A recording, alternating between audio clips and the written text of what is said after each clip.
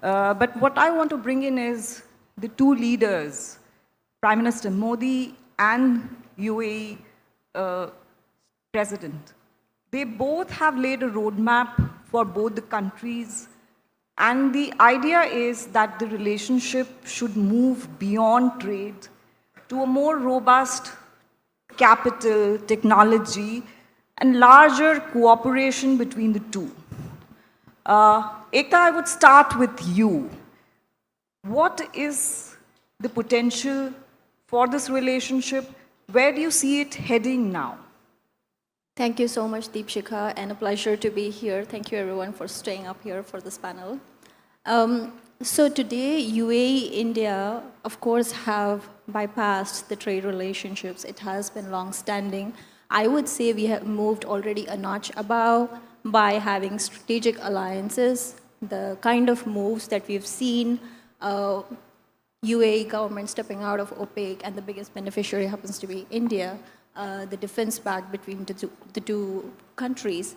I think these are the testimonies that relationship is already great. Now, in terms of growth, both the countries are on growth trajectory, barring the temporary struggles, but both the countries are on huge growth trajectory. We just probably need to find a lot of win-win models, which we already are exploring when it comes to the energy sector, for example. And on the innovation front, I think we need to still ally on a lot of fronts, but huge progress so far. Thank you. Abdullah, I'd like you also to weigh in on the potential that you see in this relationship.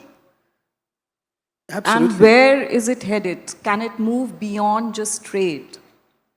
Deepshikha, first of all, I'm very honored to be over here, and thank you very much. Let me start with a little bit of a history. Everybody talks about the Silk Route, but nobody talks about the trading route that the Indians and the Arabs shared for more than 1,000 years. This corridor is an alleviation of what we had a century or several centuries ago. And this UAE-India corridor is one of the most significant corridors you will see in the world. India, with its digital economy, with its demographics, partnering up with the UAE, with its capital, experience in logistics, global connectivity, creates a unique offering and experience. In my opinion, whatever we've seen up until now is just the beginning. There's lots to come after this. And the UAE... The May 2026 agreement covers a number of areas. Cooperation in defense, maritime, logistics, and so on and so forth. Do you see this as a reset for the economic relationship between the two countries? First of all, thank you for having me. Thank you for the Economic Times and such an amazing event. I'd reiterate Yusuf's comments about the Honorable Prime Minister's words last night. They're very touching, and what an amazing achievement. And I think that resonates with this trip that you're referring to from May earlier this year. We've hit 2 consecutive years of over $100 billion in trade with India. That's not just a feat, that's just a starting point. The whole purpose of this bilateral movement is first have trade, then what else? And that's where we come into the picture. Talent, we're seeing Indian founders setting up shop. The first quarter of this year alone, so over 4,000 Indian businesses set up in the UAE. That's an achievement. We're seeing the talent setting up there, doing business there. We're seeing fund managers raising capital to create and double down on this bridge between India and the UAE. And we're seeing innovation. To Yusuf's point around INR settlement, UPI is something that's now as an infrastructure now present in the UAE, and we want to see a lot more of this infrastructure and innovation where it binds the two markets together. So we're seeing a lot of the what next beyond the physical trade into innovation, into talent, into capital flows, and those commitments, in my opinion, are the beginning of many, many to come. UAE investment, the cumulative investment so far is about 25 billion. How do we scale it forward? Where do you see it headed? So, first of all, it's homecoming from me. So, I'm Indian in UAE and Emirati in India. So, thank you for having me. With regard to, I just want to dwell a little bit on your earlier subject, largely around the UAE-India bilateral relationship. And then I'll come to the $25 billion investment in India. I think the way we analyze this relationship, which is built over, as Abdullah mentioned, over 1,000 years of relationship, which has been taken to a different level ever since Prime Minister Modi visited to UAE and built in the last 12, 13 years. This $100 billion trade, bilateral trade, which has been quoted regularly, I think it has to be looked a little bit deeper. It's actually $100 billion with oil trade and also with the precious metal trade. So both the governments are today saying, listen, we really have to look beyond that and say, how much of that is non-oil and non-precious metal, which is around $50 billion today. And you are aiming to bring it to $100 billion by 2030. And I think it's very much achievable. But the bigger and the more profound issue today in front of us is that UAE is India's third largest trade partner, but seventh largest investor. That delta of being third to seventh is precisely what answers your question that this $25 billion, is that really enough? I mean, Abu Dhabi is the capital of the capital. I don't think that there is lack of opportunities in India. It's just about building the pipe. There's enough capital there, there's enough appetite here, but the question is that are we really building the pipe? And the pipe, what I mean is there are multiple issues around it. One of that is, are we really, because the relationship largely is moving from government to government and sovereign to sovereign, but the real backbone of India and UAE is the families, the private families. I don't really see that movement of capital between these two sides. I'm a Marwari myself, deeply engaged with Indian community, both Rajasthan and Gujarat. Trust me, Abdullah Galadari to Kanus to Al-Bastaki, they are just the Marwaris and Gujaratis over there. Why these people are not trading with each other, just not trading, why they're not investing and on both sides together? That's the most profound question in front of us. So I think this $25 billion into India in last 10, 12 years, we should not be happy about it.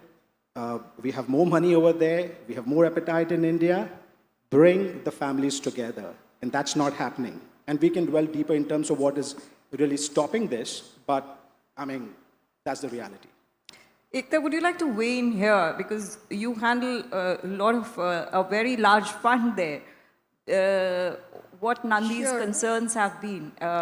First, is the figure of cumulative FTI, is it commensurate with the relationship? And what are the issues that's really holding back this exchange? Sure, and thank you. I would add on to what Nandi just described here. In terms of how much investment is coming from UAE, I would not think it commensurates because UAE has been spending billions.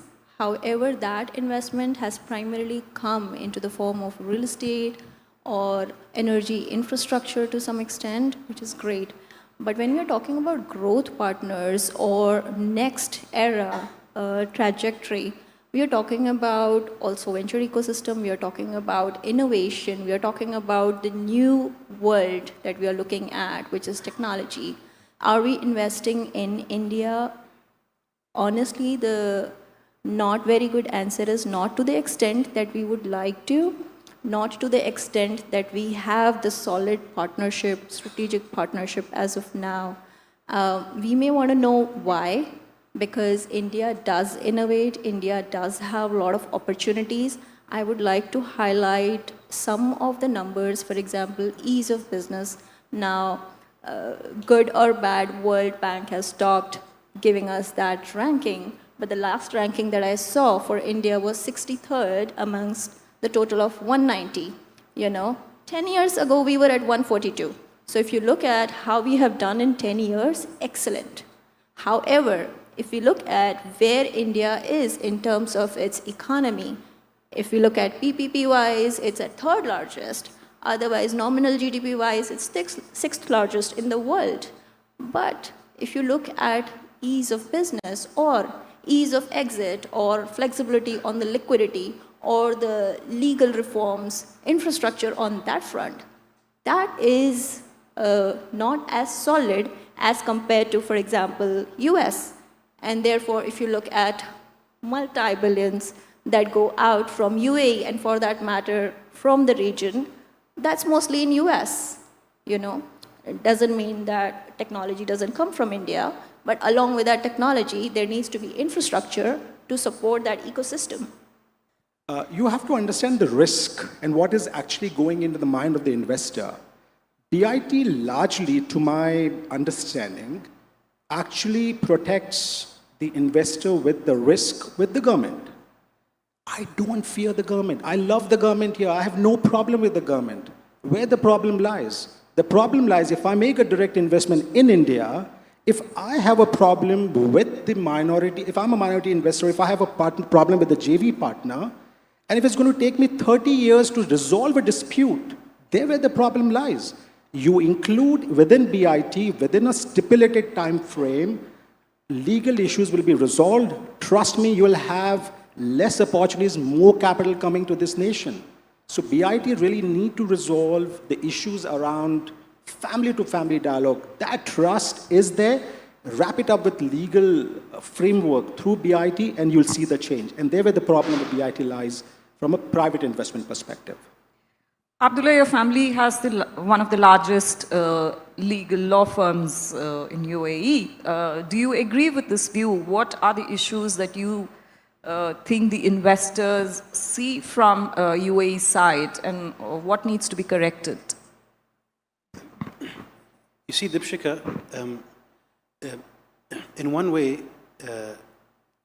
the countries are advancing their agenda in terms of growth, capital, global connectivity, connecting the West to the East, which the UAE and India are the best suited in terms of infrastructure. I would say it's, you see, I would see it in a different way. Yes, there are problems in the courts. Yes, there are delays. That needs to speed up.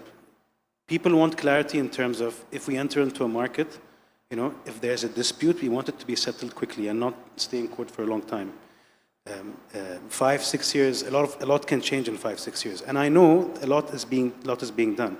But let's not forget, the UAE is a population of 11 million. India has a population of 1.5 billion. Compare it like a speedboat and a big cruise liner. It's a very big country.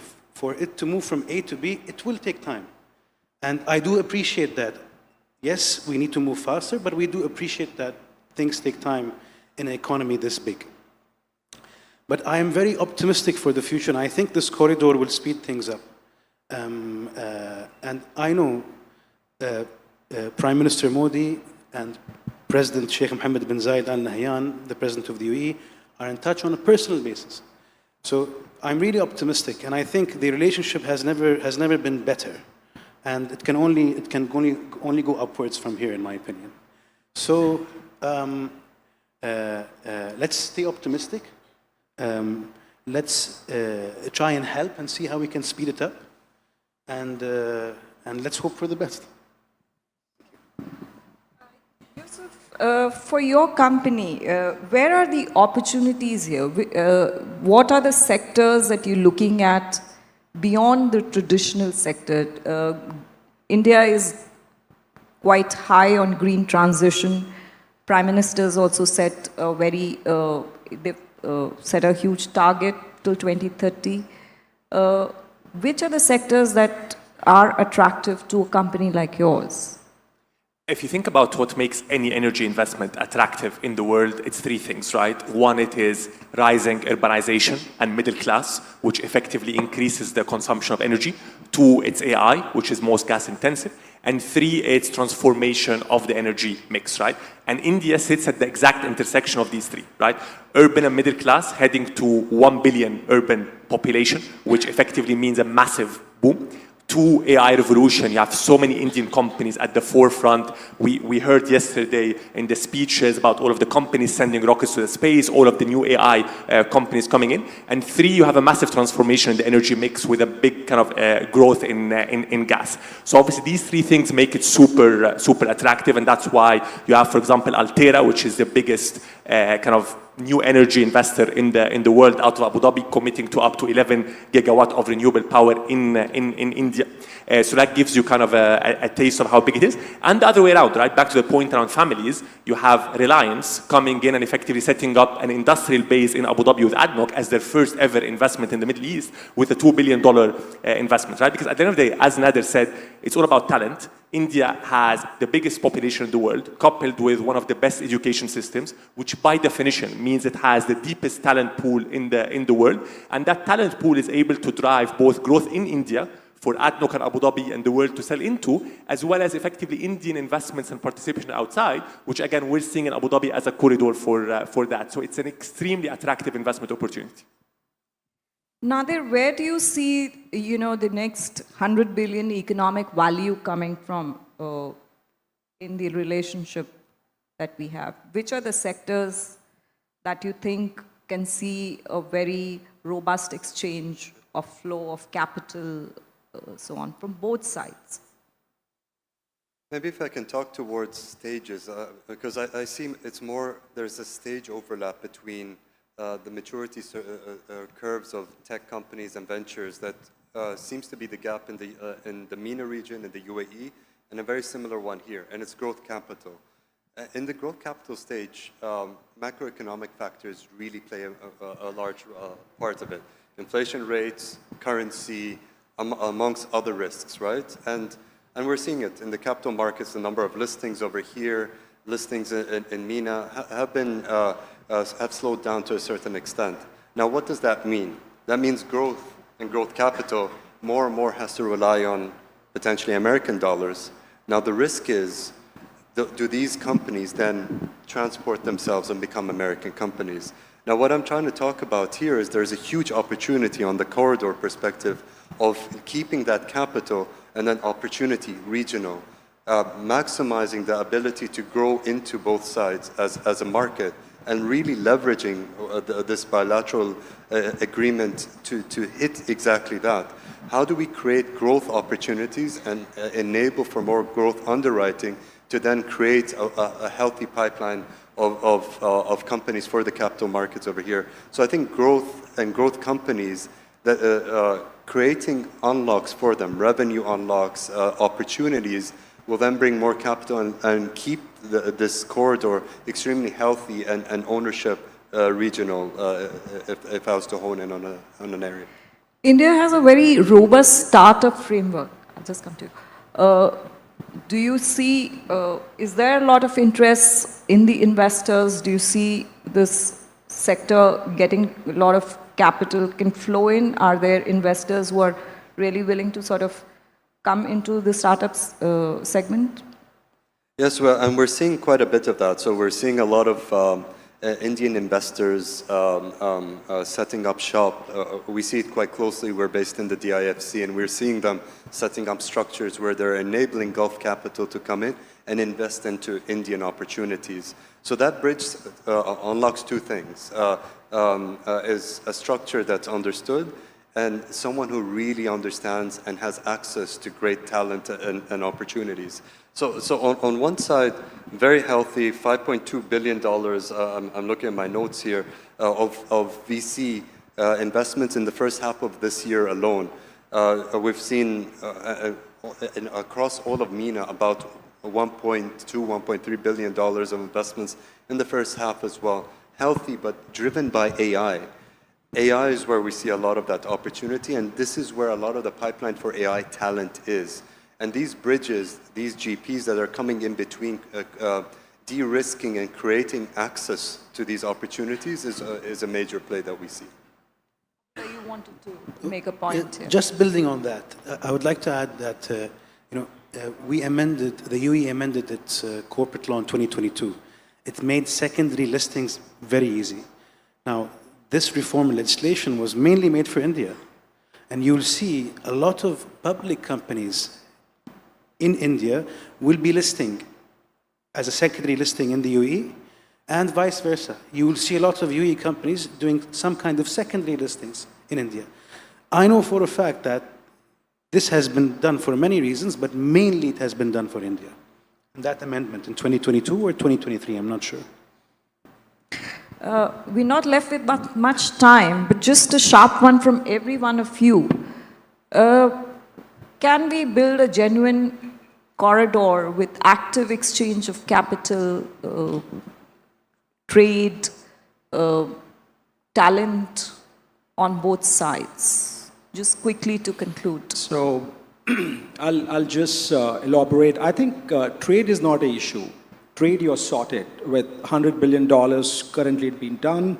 And if it's non-oil, it's $50 billion. It'll grow on its own. From an investment perspective, what we need to do is, you're largely, as I mentioned, your G2G's issue is sorted. Your sovereign to sovereign is sorted. Bring in the private capital. How you bring in the private capital? Bring in co-investing vehicles. You see, you have, so Yusuf is investing in a sovereign, Nader is investing in the early stage. But the real growth, people get very excited when money flows into the public market. But that is just a secondary transaction. That is important. I'm not saying it's not. But the real growth in job creation and capacity will happen by private sector investment. How do you build that pipe? What you do, you build co-investing vehicle, you bring NIIF or some of your credible sovereign institution as an anchor. Let families around the world co-invest, say, listen, we will take care of everything. I'll have to sort of... If that can be done. I have to give everyone a chance. On that note, yes, Nader. I'd like to echo what my colleague Nandi said here. Is it goes beyond trade, and I think the capital, the talent, the innovation corridor creates one thing that this corridor creates is one market, and I'd like it to be treated as one. I think that's how we'll take it to the next level of what we're trying to achieve here. Yusuf. I think to your question, can we? Of course we can. Like, what more do we want? We have political will from the heads of states in both countries. You have 1.5 billion people here. You have a significant portion of the population in the UAE being Indian national. So it is one, like Nader said. You have $200 billion of trade. You have capital flows in local currencies. You have capital markets which are integrated. You have talent. You have technology. So there's absolutely no reason why we can't. Of course we can. Ekta. Sure, You have the last word, yeah. Sure, a lot of it is covered, but I would just like to highlight, answer is yes, absolutely yes. And we just need to find win-win solutions as of now, or historically, entire Middle East, including UAE. We have been looked as the capital hubs, All the countries would come, raise funds, go back to their countries and invest. Region has become a little more sensitive that we want to see our countries grow as well. So when we are being approached with certain pitches, we want to see that how does this also benefit the region. So all the founders in the room or people who are looking at strategic alliances, I would highly, highly encourage that look for the solutions that region is actually working on, and those are absolute low-hanging fruits. Other is, where is it that you could think of strategic alliance, not just at the top level. Top level leaders have done excellent job, but at business level, at ground level, look for strategic alliances, collaborate, find ways that if you're setting up something here, how could you expand it in the region and integrate growth both ways? That would help. Thank you, all of you. We've totally run out of time, but thank you for joining us at this panel. And of course, I think the corridor as is being envisaged, there is a lot of potential, but I think there is willingness from both sides, both the governments, to address the issues that investors are facing. So thank you, all of you, once again. Thank you.